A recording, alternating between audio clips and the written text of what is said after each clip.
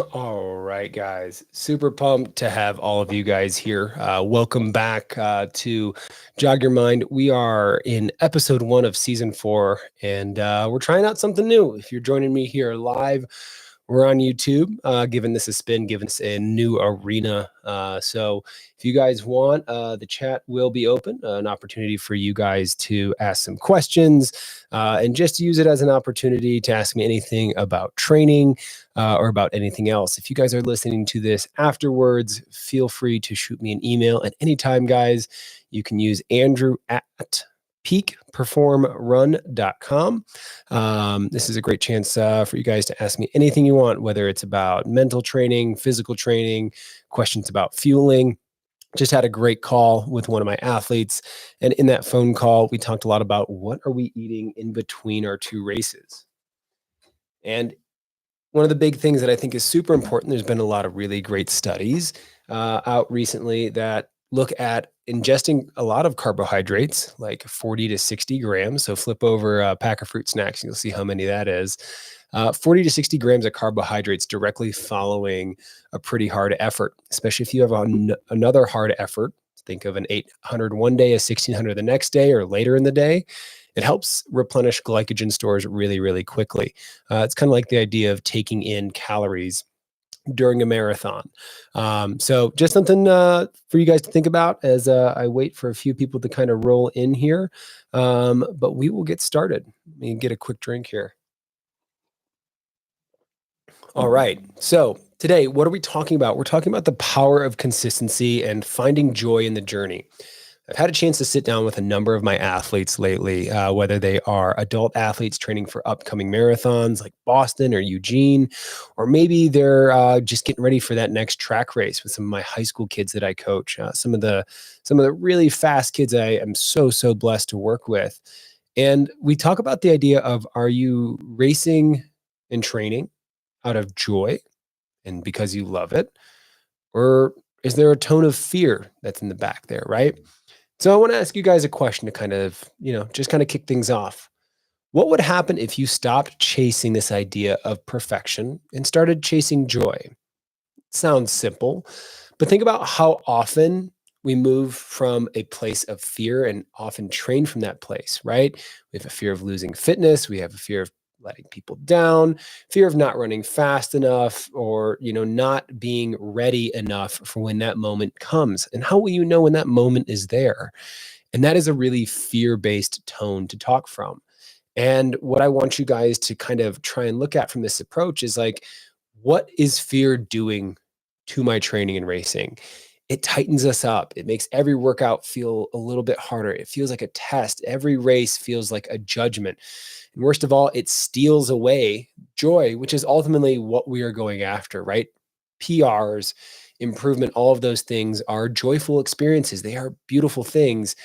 And joy should be at the center of why we run in the first place. But the reality is that so much of what we do is that if I don't do blank, I won't blank. If I don't run under 5 flat, I won't get recruited by my favorite school, the one that I really want to go to. And what we have to be able to do is know that that is a real thing, that you have to run fast times to go to certain schools. But when we think about the backside of it, is that we have to flip that script and realize that those things are going to be there no matter what. That is an undertone to running, period. And when we race from this kind of fear-based thing, that if we see a time we don't like, we instantly shut down. And it can really cause us to just go, oh man. And we just leave so much potential out on the track or on the roads in a marathon.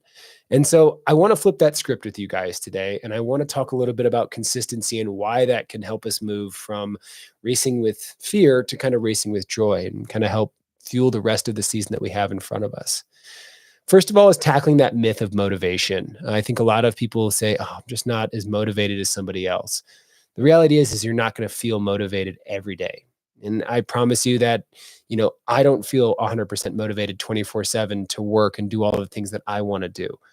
You have to know what's important. And I talk about the idea of keeping the main thing, and understand that motivation is simply just a spark, but consistency is the thing and the firewood that keeps that flame going.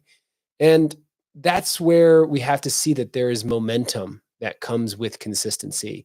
That if you go to the gym one day and then you come home and look in the mirror, you're like, where's the six pack? Where are the muscles? And it's simply the fact that going to the gym once isn't going to get you what you want. You go for a year, yeah, there's going to be revolutionary changes. And so that's the idea, is that just because you tried something once and it didn't work, it doesn't mean that that strategy is bad. You need more data, you need more information. And so I want you guys to think about your best race, maybe even like a magical workout, something that was just like everything clicked.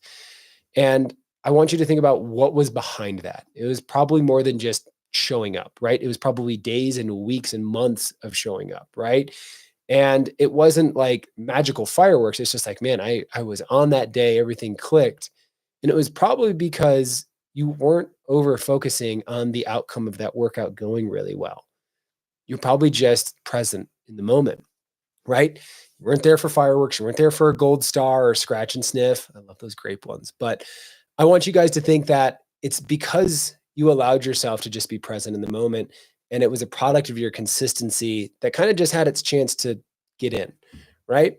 And so that's the power of it, is that it showed up because you showed up every single day. So even if you're feeling like, ugh, I'm not feeling great about things right now, I want you guys to realize that keep showing up. I can't tell you how important that is, because someday it's going to show up for you. It's going to click, I promise.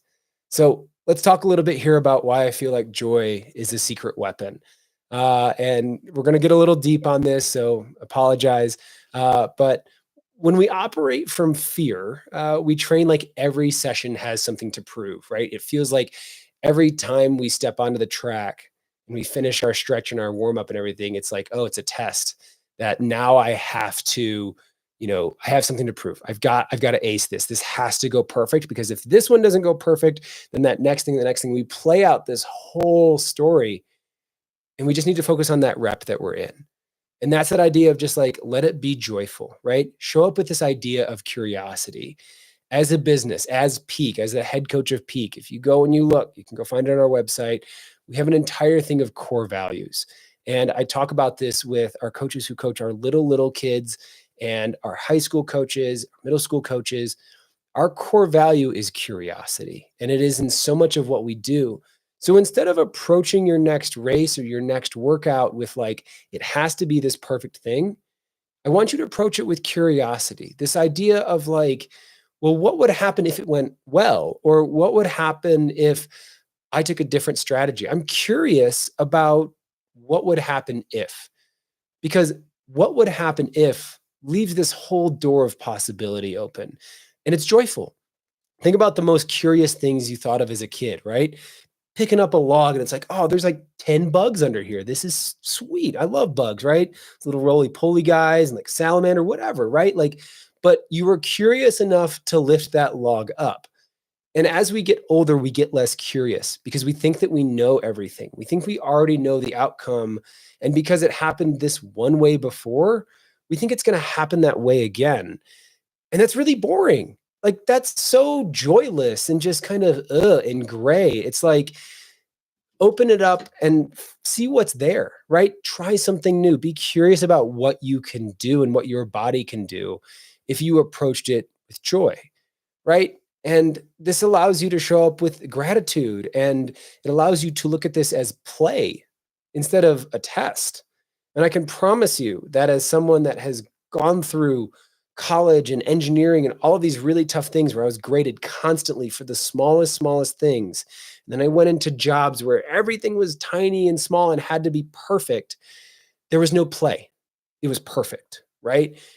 I want you to approach this as running in your sport should be play. You should have a joyful element to what you do, whether it's going out and, taking a new trail because it's there and not worrying if you're going to run 9.8 miles that day or 10.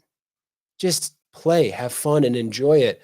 And if you can bring that same energy to your racing, that whole thing about being scared about the outcome, it's not even there. You're not worried about it because you're having fun. We don't worry about a whole lot of bad things when we're having a good time. And so this is how we can actually build a really great resilience to negativity, because negativity isn't just internal. We can hear it and get it from other people. I can think of athletes I've worked with in the past that when they have been around other athletes, whether it's their teammates or just people around them, and they're at the start line and someone's like, ugh, this is gonna suck. Oh man, like it's hard to not like latch onto that and go, yeah, this is gonna suck. Like it's gonna hurt. But the reality is that if we approach it with play and joy, it's like, man, well, it's hot for everybody, right? We're all choosing to run 4 laps really, really hard, or 5K really, really hard. And you can approach it with this whole new outlook and like, well, it looks like they're having a bad day. And you just move on. Like you don't have to carry that with you. And sometimes it's really hard because we feel like we're Velcro and everything's going to stick to us. When we approach it with this like curiosity and joy, this kind of new mindset and this gratitude of like, I'm just pumped to be here because this is another chance that I have to go have a great race. No problem with that, right? Like you're not even going to worry about what anybody else is thinking because the reality, they're not even there. It doesn't matter, right? So I want to kind of bring this back in is like, why? Why is it important to race with joy versus fear? Because when every rep feels like a test and you're not hitting your splits and you have a bad workout, you feel like your season's over. You feel like it's all slipping away. And if you can make kind of that small change where like you just have to remember that like one thing and just try to take away one thing that maybe you even enjoyed from that.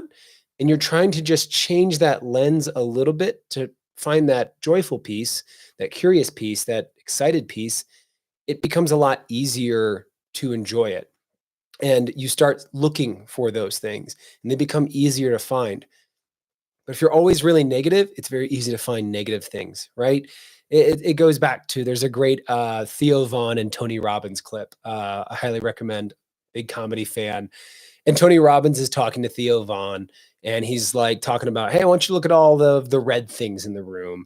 And he's like, all right, yeah, I got it. And he's like, okay, how many of the things in this room are brown? And Theo's like, I have no idea, right? Because he was looking for red things, right? This goes back to the kind of the basic human psychology of if you are looking for something, you will find it much easier.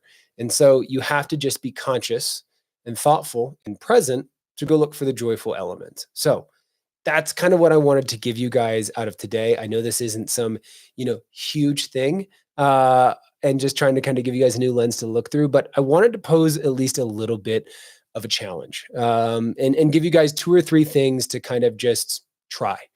And maybe you do some of them, maybe you do none of them. That's okay. But I appreciate anybody who's here, the one person that's actually on the live stream. Thank you. This is awesome. I want you guys to set just a process goal versus an outcome goal, right? Instead of saying, I want to run 5 miles under 7-minute pace today, I want to feel and finish this run feeling strong and grateful, right? What does that look like? What does that feel like? If I told you guys I want you to finish strong and grateful, how do you even begin to approach that? It's much easier to say 5 minutes at 7-minute mile pace or 5 miles at 7-minute pace because it's on your watch. It's right there. It's given to you. When you have to sit back and think a little bit more and be present, it's hard, but it's really rewarding. And so it's just a little bit of discomfort for a lot more reward. Number 2, I want you to just think about what brought you joy today at the end of your day, whether that's sitting down and writing a journal or doing something that brings you joy. Like, think about that and be able to that be the last thing that you think about before you go to bed. And it doesn't have to be running. It doesn't have to be, oh, I had a great run with so-and-so today, right? It can just be, oh, you know what? Like, I feel like I got a lot better at math today, or like I'm watercoloring, right? Like some of you guys won't be able to see this. Like, yeah, guess what? I feel like I'm pumped that I got that flower to look kind of like a flower. These 2, they don't look like flowers. But look at that. Look at me. I got flowers, guys. The last piece here is the idea that done is better than perfect. I'm not worried about how perfect my flowers are on this, right? Because I'm practicing, right? Like I'm practicing working on watercolors, and I needed to get done versus trying to make it perfect. Because if I keep trying to make it perfect, it's just going to be a blob. It's not going to look good. It doesn't make good art. And so That's what I want you guys to realize, is that sometimes done is better than perfect, because now I can go back and say, hey, this worked, versus this blob and say, nothing works. Being able to take that step back. So with that said, I really appreciate you guys joining me. I have the next 2 episodes inside our live here already scheduled. So I will see you guys next week at 6:30 p.m. I really appreciate you guys. And for those that joined here, really appreciate it. If anybody's got any questions in the chat, feel free to throw them in there. But otherwise, that's what we've got for you guys today. That said, I'll stay here for a few seconds to see if anybody's got any questions. But otherwise, yeah, that's it. I'm going to be popping over to Pomona this weekend, both Friday and Saturday, to see some athletes race. It's already been a really exciting week. Got to go to the Colorado Running Hall of Fame on Tuesday, and got to see Tatum Berg and Rosie Macharski and Ella and a couple others get put into that Hall of Fame as high schoolers. So pretty exceptional thing. Personally, I've had a chance to work with both Tatum and Rosie over the years, and super blessed to work with them. Super excited to see what happens this weekend at Arcadia. There's a couple of races heating up. Excited to see, see. We got Ben Wolf will be racing out there. Trying to think who else. Bobby Keysweater, he'll be racing out there in the 800. Emery Schwalm in the 32. I know Rosie's going to be in the 8. She didn't get into the fast seated section. She'll be in the second heat of that. But super excited also for Pomona. We've got athletes in the 8, 16, 32, and the 4x8. So super excited to see what shakes up this weekend. So I'm sure I'll post on the Peak page with some results from the weekend. So yeah, keep it there. But otherwise, guys, I don't got any questions in the chat, and that's all good, because I'm here for the one guy that's here. So thanks for being here. Appreciate all you guys, and I'll see you guys next week. Have a good week. Have some good runs. See you guys.